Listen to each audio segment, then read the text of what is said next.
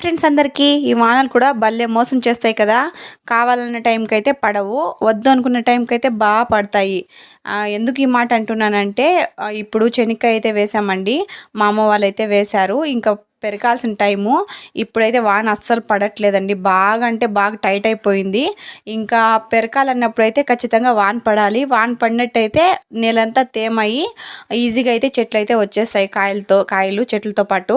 అది లేదంటే కాయలు అయితే భూమిలోనే ఉండిపోయి చెట్లు మాత్రమే వస్తాయి, పంట అంతా వేస్ట్ అయిపోతుంది. ఇంకా వాన అయితే రావాలని చెప్పి వెయిట్ చేస్తున్నారు మా అమ్మ వాళ్ళైతే. ఇంకా దాంతోపాటు రాగి పంట కూడా వేశారండి.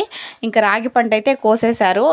దానికైతే ఏం ప్రాబ్లం లేదు. ఎండకి అదంతే, ఎండ కావాలి ఇప్పుడు. ఎండకైతే బాగా ఎండేసుకున్నారండి. కానీ వానలు పడాల్సిన టైంకి అయితే పడవు, వద్దనుకున్న టైంకి అయితే బాగా పడతాయండి.